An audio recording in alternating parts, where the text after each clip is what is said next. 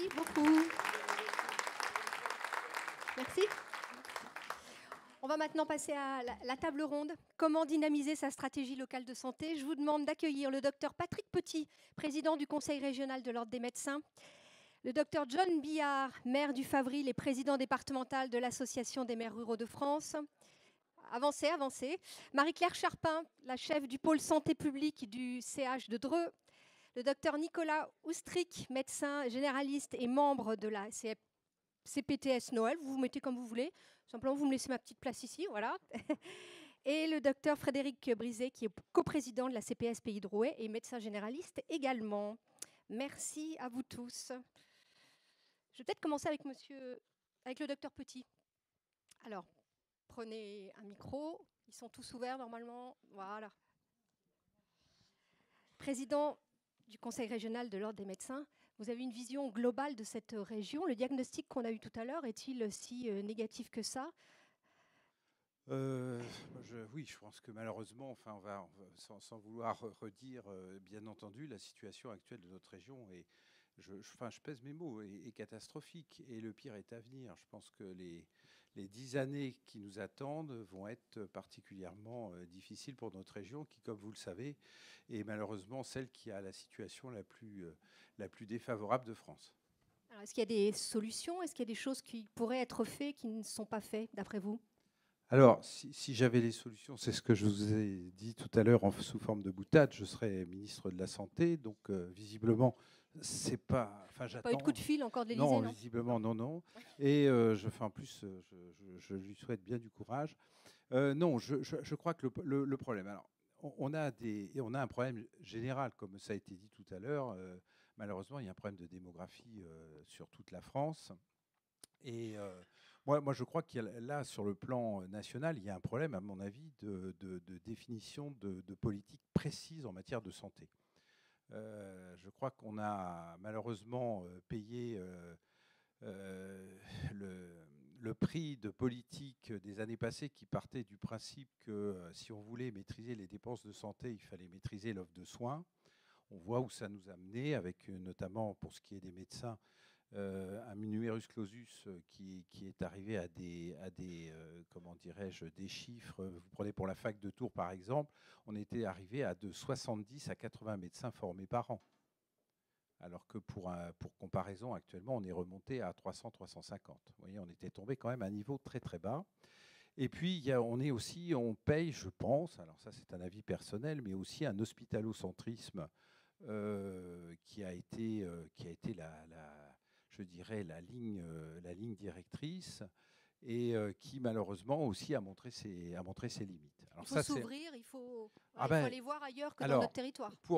Donc ça, je dirais que c'est un problème pour moi général sur tout le territoire. Alors pour ce qui est de notre région, il est clair qu'on en paye le prix fort.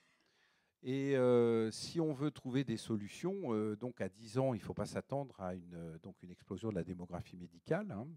Certes, on va avoir des médecins qui vont être formés en nombre supérieur.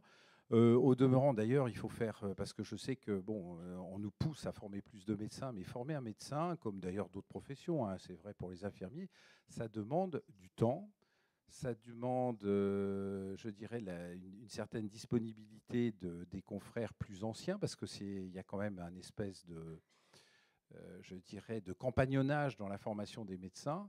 Et il serait, à mon avis, très contre-productif de former des médecins de mauvaise qualité. On a des exemples, malheureusement, dans des pays autres, où on voit ce que ça peut donner quand on fait une formation médicale de masse sans mettre de qualité dans cette formation, surtout de formation pratique. Donc moi, je pense que pour passer ces 10 années qui vont être difficiles, je pense que, bien sûr que je n'ai pas de solution miraculeuse, mais je pense que c'est ce qui a été évoqué déjà tout à l'heure. Je pense qu'il va falloir absolument développer toutes les coopérations.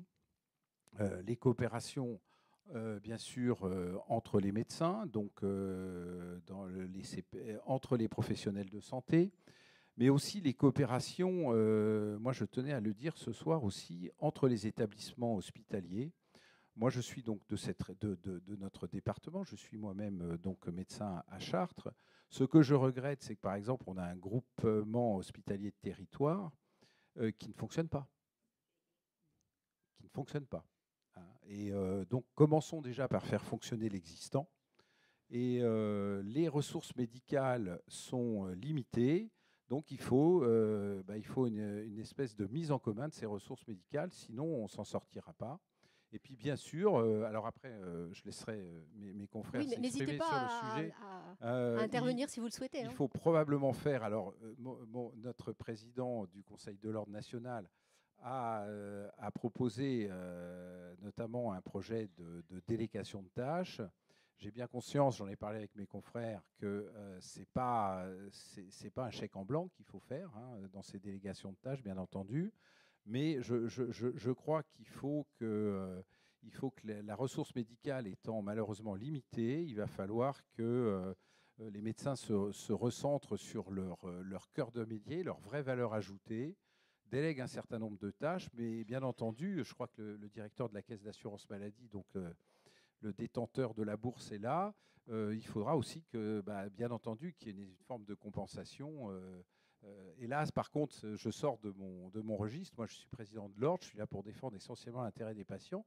Bien sûr, il y a les syndicats qui sont là et qui défendent l'intérêt des médecins. Donc, voilà.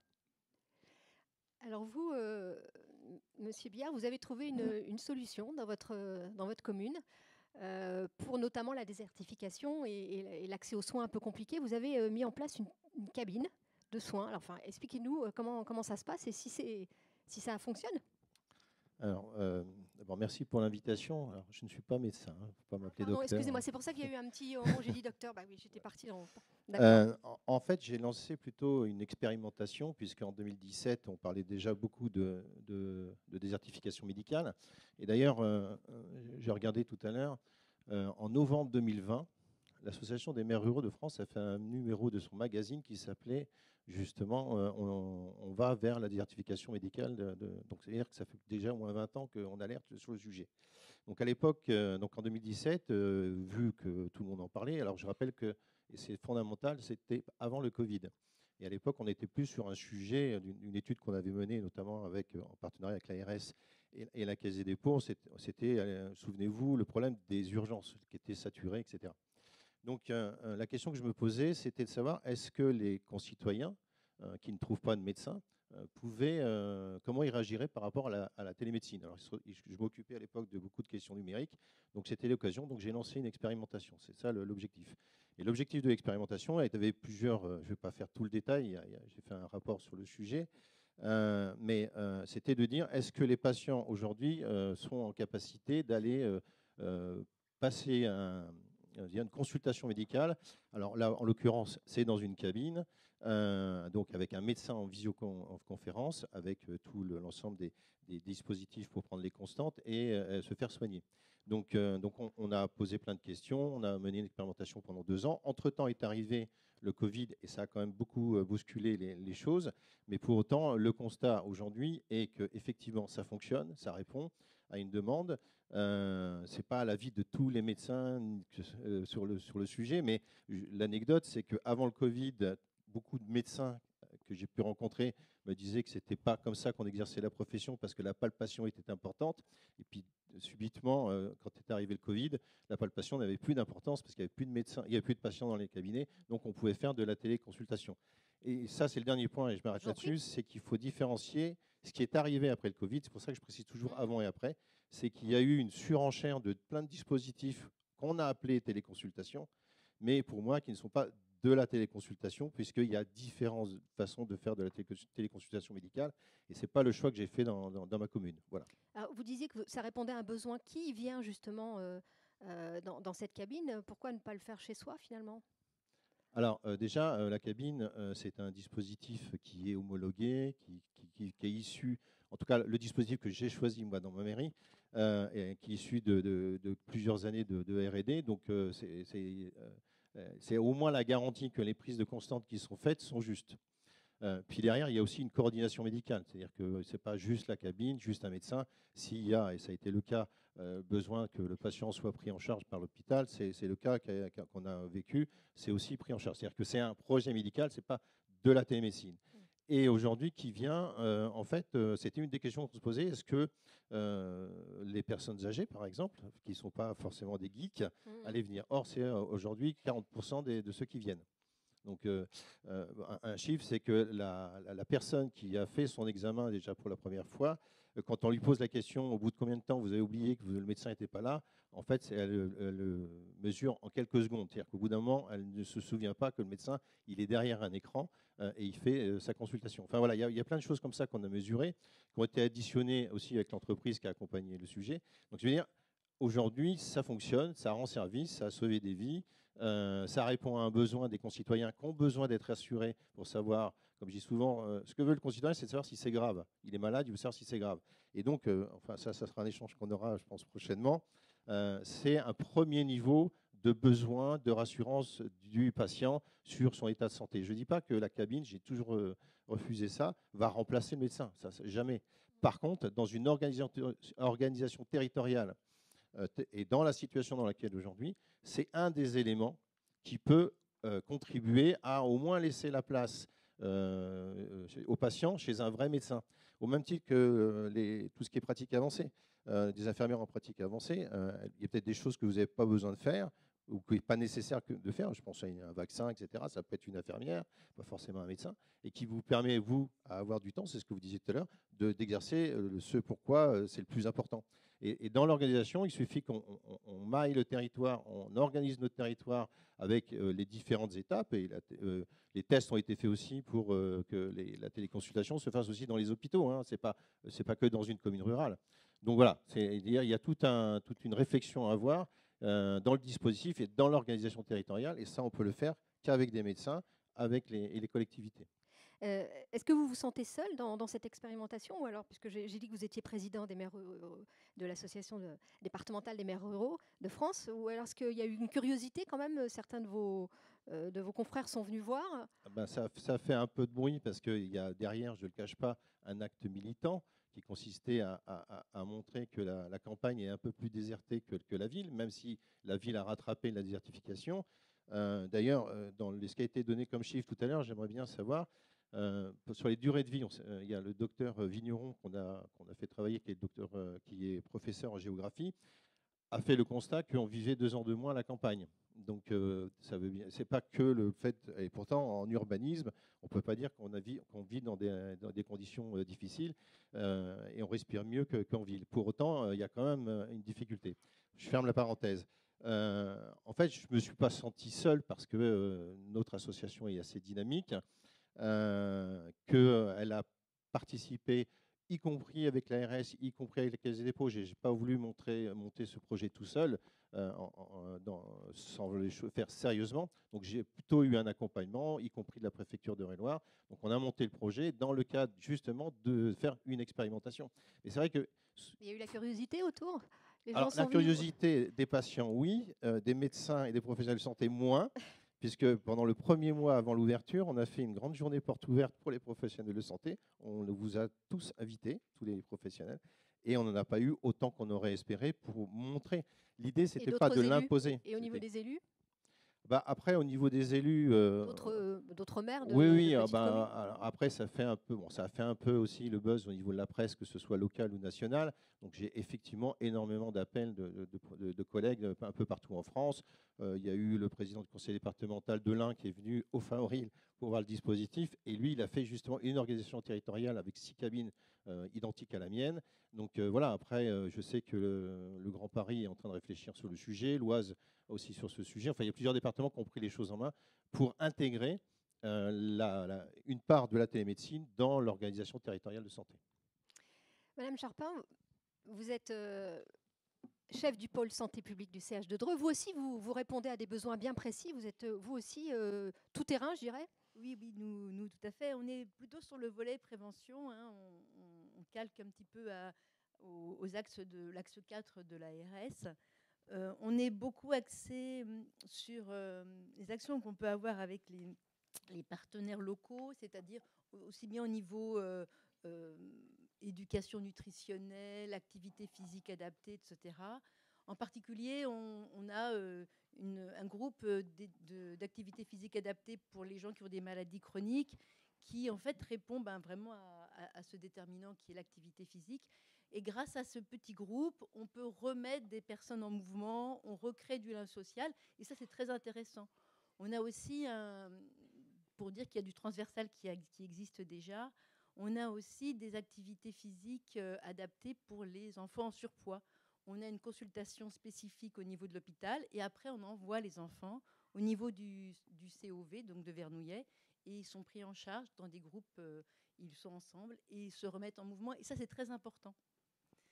Donc nous, on travaille beaucoup et on attend beaucoup de ce contrat local de santé qui va nous donner un socle et qui va nous donner des orientations. Comme ça, nous, on monte des actions spécifiques avec les acteurs locaux pour pouvoir répondre aux besoins. Parce que vous ne pouvez pas encore, là, totalement y répondre aux besoins mais en fait, ce n'est pas structuré. Donc, on a besoin de ce cadre, de cette structure, de ces axes, pour que les acteurs nous connaissent et savent qu'on peut répondre à leurs besoins en montant des actions avec eux. Vous disiez la santé, ça va bien au-delà, c'est aussi ce que disait M. Stéphane au démarrage, ça va bien au-delà de simplement se soigner, et vous parlez du lien social également. Exactement, et on fait du lien social grâce à nos groupes d'activité physique adaptée, mais pas que ça. On fait aussi des dépistages, on a beaucoup d'actions aller vers, c'est-à-dire que nous, on va vers les vulnérables au niveau de Dreux et de Vernouillet, vers les structures qui nous appellent.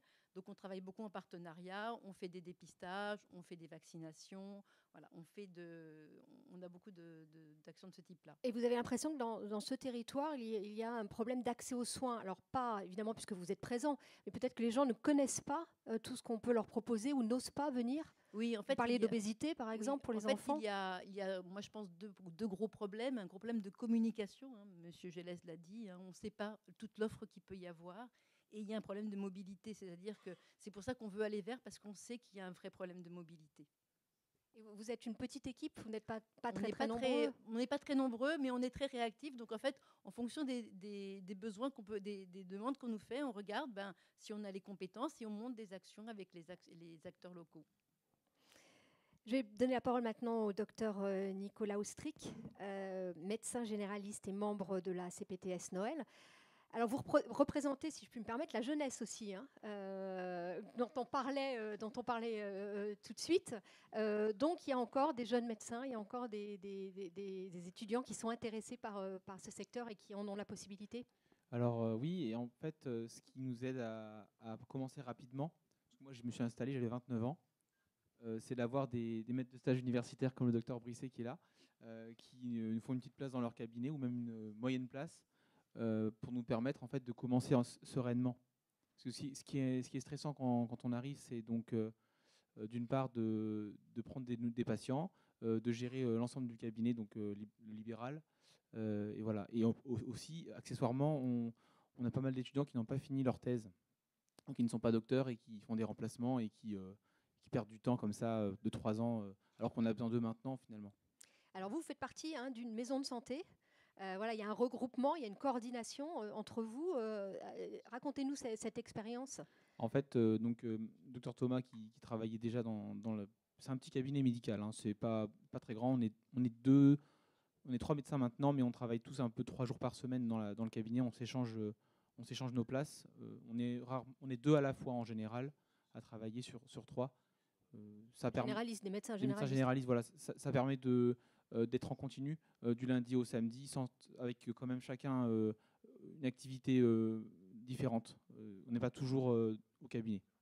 Et quel est l'intérêt, si j'ose dire, d'être coordonné, d'être dans cette maison de santé? Vous auriez très bien pu être dans un cabinet. Alors pour vous et puis aussi pour les patients.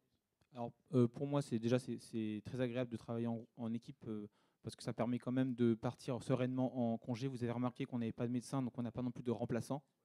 Ça veut dire que quand on part, soit on ferme, soit on a un collègue qui prend la suite. C'est quand même confortable de partir en vacances sans penser au retour, d'avoir le travail qui s'est accumulé. Pour les patients, c'est quand même bien parce qu'il y a toujours quelqu'un qui est là. Et puis voilà.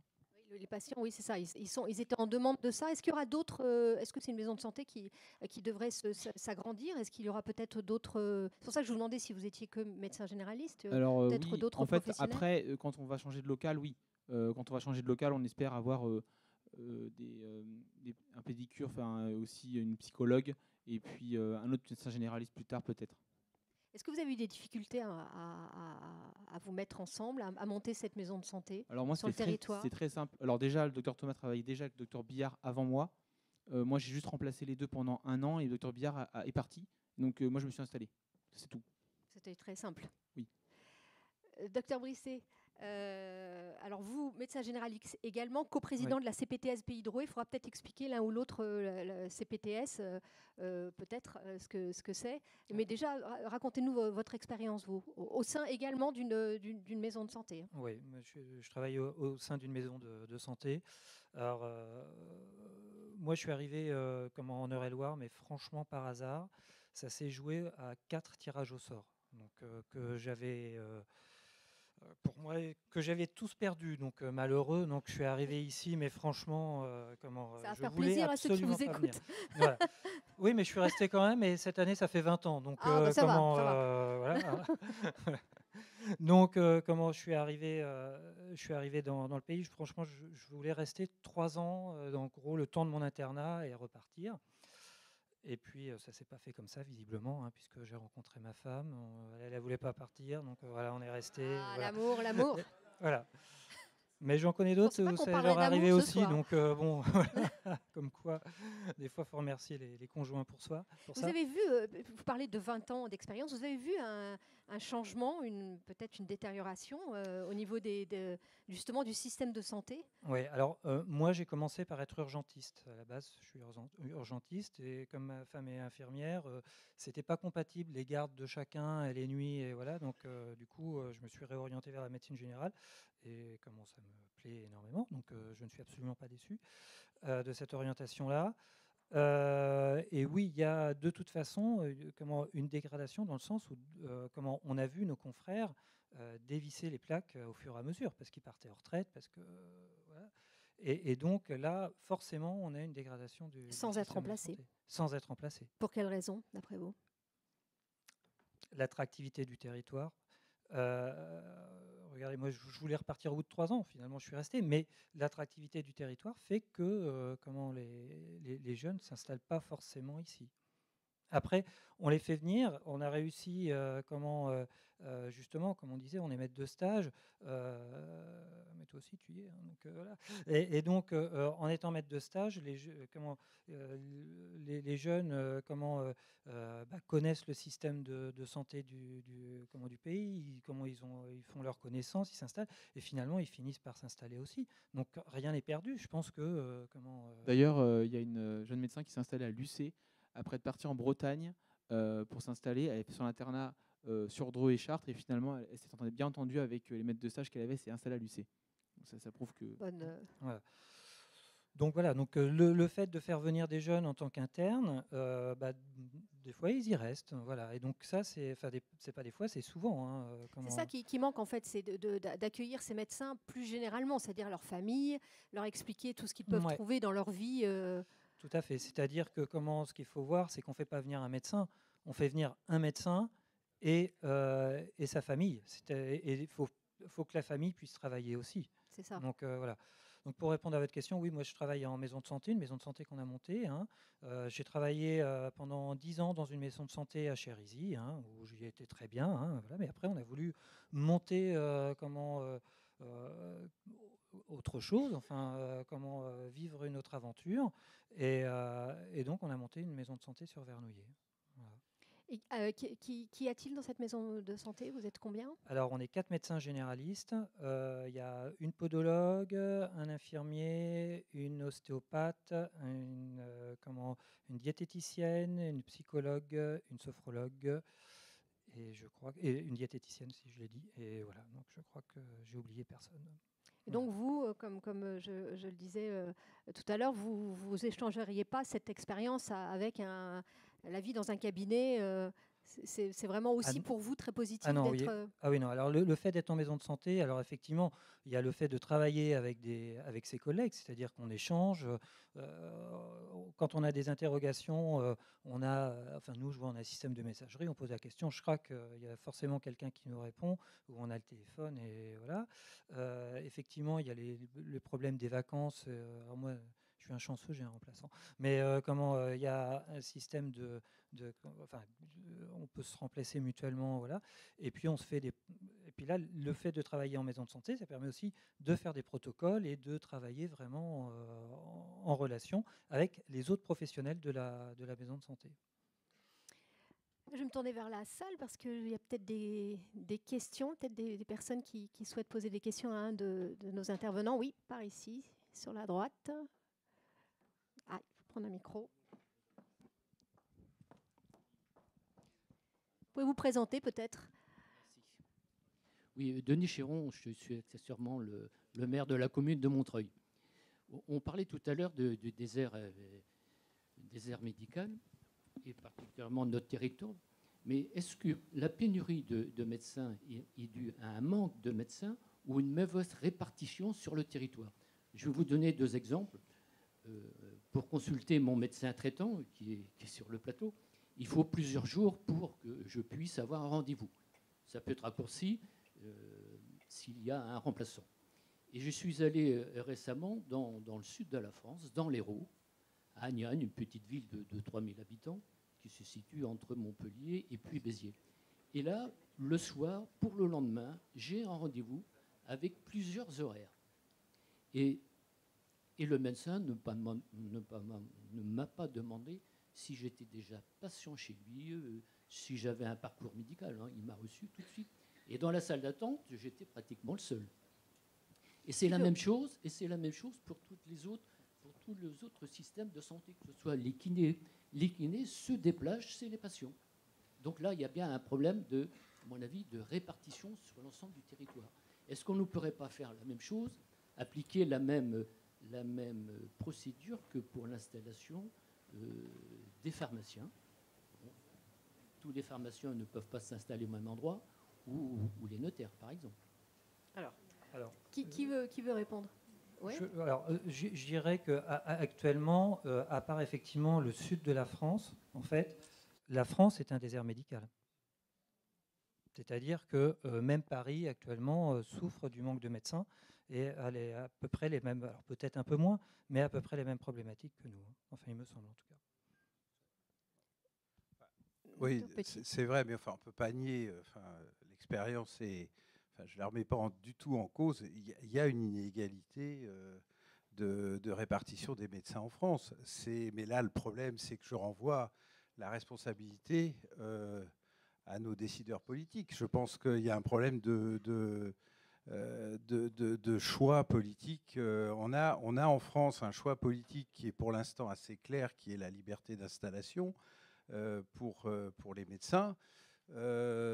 Si elle est maintenue, je pense qu'il va falloir faire entre guillemets avec et trouver des solutions autres d'attractivité. Je voudrais attirer l'attention. Attention, c'est pas du tout, c'est sans esprit polémique, mais avec les histoires de téléconsultation actuellement, moi je suis radiologue, la téléimagerie, etc. On est en train de se tirer une balle dans le pied aussi à ce niveau-là. C'est-à-dire que ces médecins que vous avez sollicités dans l'Hérault, je pense qu'effectivement, ils sont pas surmenés. Par contre, on est en train de les solvabiliser sur le plan économique parce qu'ils travaillent pour CARE, ils travaillent pour tous ces entreprises de télémédecine. Et de mon temps, parce que moi, je suis d'une génération qui a connu la pléthore médicale, je vous rassure, et je suis d'Eure-et-Loire, j'ai connu en Eure-et-Loire la pléthore médicale, où les médecins couraient après le patient. Eh bien, ces médecins qui courent après le patient n'ont plus besoin de courir après et restent au soleil tranquillement, puisqu'on leur envoie des consultations avec les systèmes développés, que ce soit cabine ou autre.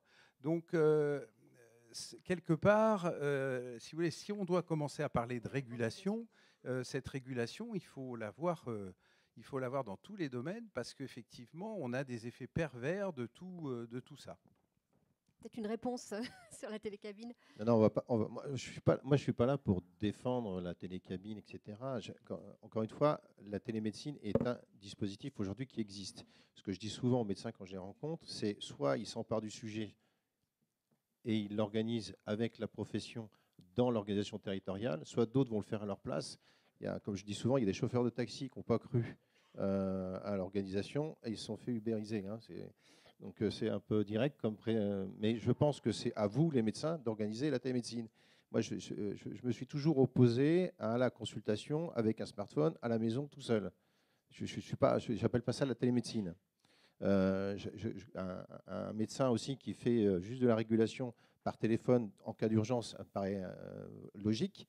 Mais par contre, qui fait du soin avec un téléphone, c'est pas de la télémédecine. C'est pour ça que derrière le mot télémédecine, faire attention à ce qu'il y a.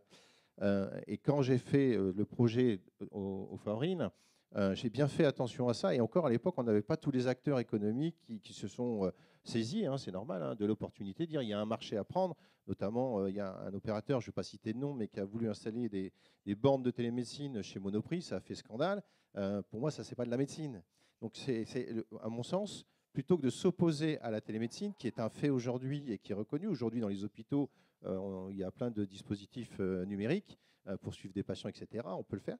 Emparez-vous du sujet, regardez ce qui se fait, et après, entre guillemets, on en parle. Nous, moi, je ne suis pas là pour défendre les médecins, etc. Mais nous, on a des concitoyens tous les jours, quand on est élu, qui viennent nous voir et qui nous disent « mais je fais comment ?» faut juste se rendre compte, c'est peut-être un petit coup de gueule, mais il faut juste se rendre compte que normalement, la santé, c'est du régalien, et qu'aujourd'hui, les collectivités sont obligées de prendre en main des solutions pour essayer de répondre à un besoin de nos populations.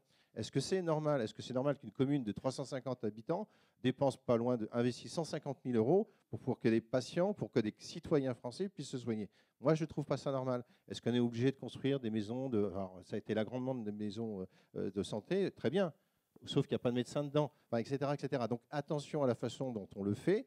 Nous, on a une conscience, on va dire, d'élus, parce qu'on est élus pour ça.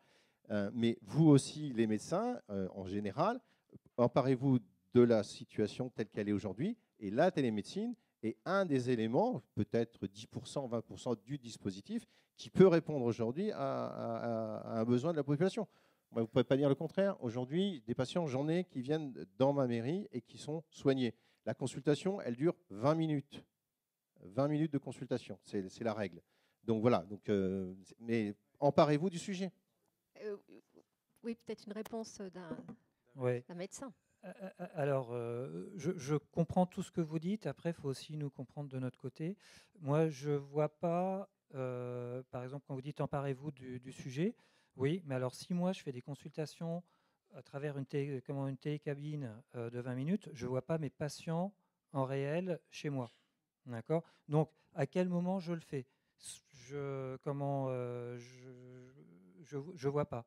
Là, actuellement, je travaille avec les heures qu'on a actuellement, on travaille de 8h à 20h, et après, et alors ça, par contre, c'est peut-être un travail sur lequel il faut peut-être travailler, parce qu'après, on a 1 heure et demie d'administratif par derrière.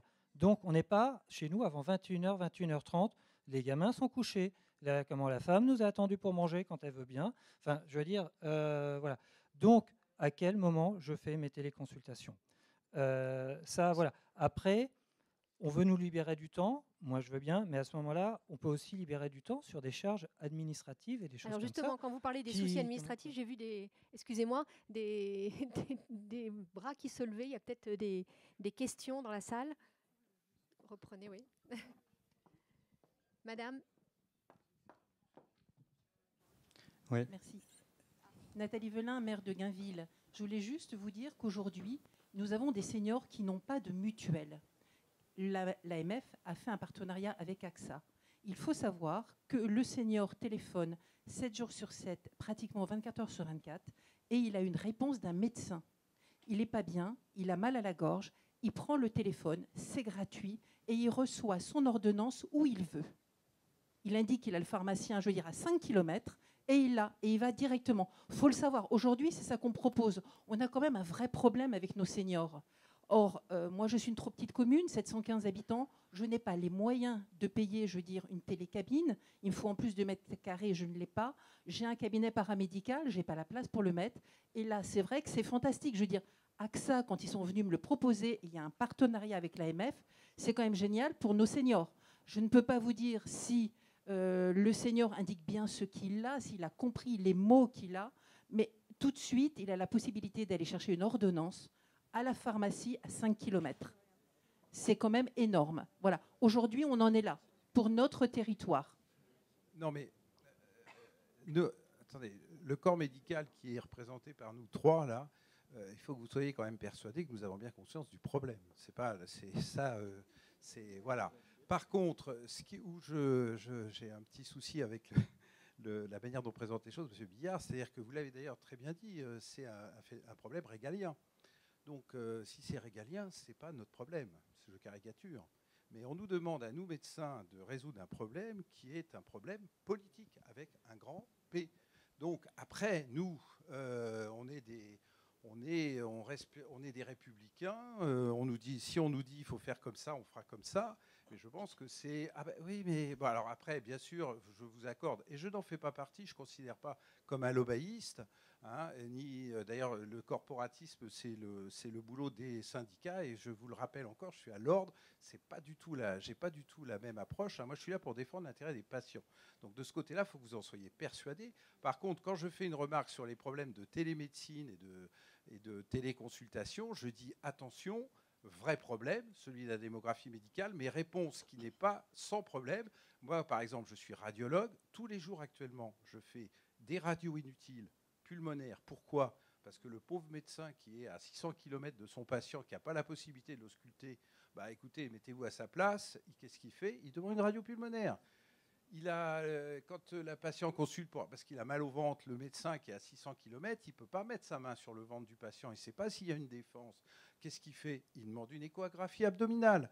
Donc, moi, ce que je vois en pratique, il y a des effets pervers avec tout ça. Donc, il faut en avoir conscience. Donc, je crois qu'il faut surtout qu'on discute. C'est ce qu'on est en train de faire ce soir. Mais il n'y a pas de solution miraculeuse. Et toutes les solutions qui actuellement sont trouvées, elles ont des effets pervers. J'en ai évoqué plusieurs ce soir. Il faut en avoir conscience. Je ne dis pas qu'il faut jeter le bébé avec l'eau du bain.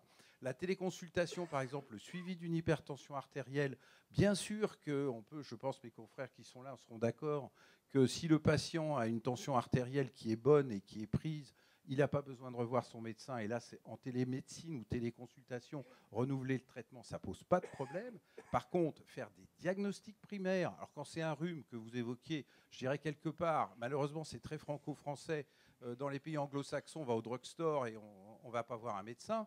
Hein. Donc ça, bon, à la limite, pour un rhume, je dirais que pourquoi pas. Mais quand on a un vrai problème médical, croyez-moi, ça, heureusement d'ailleurs, ça ne remplace pas une vraie consultation. Voilà. Bon, on ne va pas parler toute la soirée de cette télécabine. Oui, non, mais c'était bien de le dire. Monsieur, vous aviez une question. Bonsoir, Richard Vieux, directeur de la Caisse primaire d'assurance maladie d'Eure-et-Loir. Et on sera signataire du contrat local de santé de l'agglomération du pays de Dreux. Je voulais juste quand même rassurer sur ces soi-disant effets pervers de la télémédecine, de la téléconsultation, dire que les pouvoirs publics et l'assurance maladie notamment s'en sont saisis, puisque les médecins installés dans des zones surdotées désormais ne peuvent pas avoir plus de 20% de leur activité médicale consacrée à des téléconsultations. C'est-à-dire qu'il y a un verrou qui a été mis.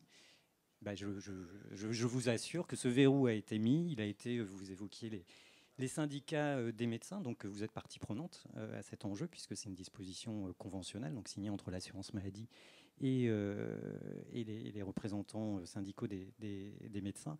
Et au-delà, la garantie aussi qu'une téléconsultation, elle puisse se faire en étant accompagnée, prenant en compte les autres professionnels de santé qui peuvent agir également, et que les pharmaciens, les infirmiers, désormais peuvent être en situation d'accompagner des téléconsultations et en situation d'être rémunérés pour se faire et garantir qu'effectivement la téléconsultation va répondre au mieux.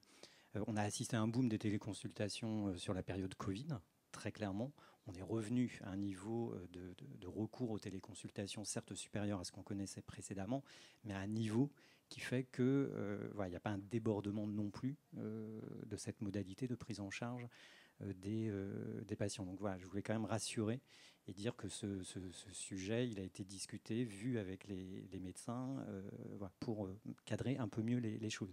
Sur le volet tâches administratives des médecins, c'est un sujet dont on parle ensemble depuis très longtemps, mais là aussi, c'est un sujet sur lequel on essaye d'avancer et d'apporter des solutions. Et une des solutions, c'est le recours à des assistants médicaux. c'est-à-dire un salarié à tiers-temps. Alors maintenant, d'ailleurs, ce sera plus tiers-temps, ce sera soit mi-temps. Enfin, en tout cas, ça va être les propositions là qui vont être faites dans le cadre de la nouvelle convention médicale dont la négociation a démarré cette semaine, et avec un financement assurance maladie voilà, pendant 3 ans pour que cet assistant médical, aux côtés du médecin, puisse prendre en charge un certain nombre de tâches administratives, puisse préparer le patient à la consultation, pour que effectivement le temps consacré par le médecin soit véritablement du temps médical et que ce temps administratif, malheureusement, on peut pas enfin, voilà, il existe derrière, il y a des enjeux voilà, de facturation, de prise en charge, donc on peut pas l'enlever. En revanche, on peut l'accompagner mieux, notamment au travers des assistants médicaux. À l'heure actuelle, France entière, il y a 10 000 assistants médicaux, et en Eure-et-Loire, c'est un dispositif qui a rencontré aussi son public, puisqu'on a une trentaine d'assistants médicaux, avec une augmentation de la patientèle médecin traitant pour les médecins qui ont eu recours à un assistant médical, et une augmentation également de leur file active. Et peut-être juste un dernier point, parce que ce sujet-là n'a pas été évoqué, même si je sais qu'il pose d'autres difficultés d'organisation, mais le recours à la téléconsultation, il est parfois le fait que, à défaut d'avoir un médecin traitant, ou à défaut d'avoir un médecin traitant qui peut me recevoir dans un délai court, voilà, je n'ai pas accès. Et c'est tout l'enjeu de mettre en place des consultations de soins non programmés. C'est-à-dire que sur un territoire, des médecins peuvent tenter, et ils y sont fortement incités. C'est le service d'accès aux soins, le SAS, qui voilà, devra trouver toute sa place courant 2023 pour que voilà, il puisse y avoir des permanences de soins non programmés qui permettent d'accéder à un médecin en présentiel, quand bien même ça n'est pas mon médecin traitant, et dans un délai relativement court, et c'était un peu les dispositions Braun aussi de cet été qui perdurent, éventuellement même une régulation qui oriente vers ces consultations. Merci. Peut-être une dernière question. Une seule. Oui, allez-y.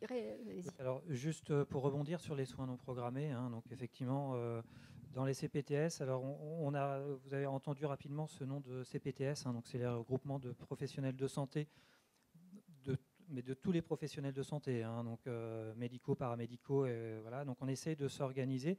Il y a différentes commissions, donc c'est très intéressant. Alors, comment l'histoire de la SPTS du Pays de Rouet a commencé au centre de vaccination de Dreux, comme quoi ça a des bonnes choses de temps en temps, les catastrophes. Et ça nous a permis de nous connaître et de se rencontrer, ce qui est quand même énorme, des choses qu'on ne faisait pas. Et donc là, il y a différentes commissions, dont celle des soins non programmés. Et donc, on travaille notamment avec le SAMU voilà, pour pouvoir essayer de monter ces soins non programmés. Voilà. Alors, ça ne résoudra pas tout le problème non plus, hein, parce que comment on ne peut pas déshabiller Paul pour habiller Jacques, hein, c'est-à-dire que, encore une fois, le médecin qui fait du soin non programmé ne fait pas ses patients. Hein, voilà. Mais en tout cas, c'est en train de se mettre en place dans les différentes CPTS. Voilà. Et les CPTS, c'est des très bons outils. Hein. Voilà, quand même. Merci beaucoup. Merci à vous tous d'avoir participé à cette table ronde. Merci. Je vous laisse rejoindre.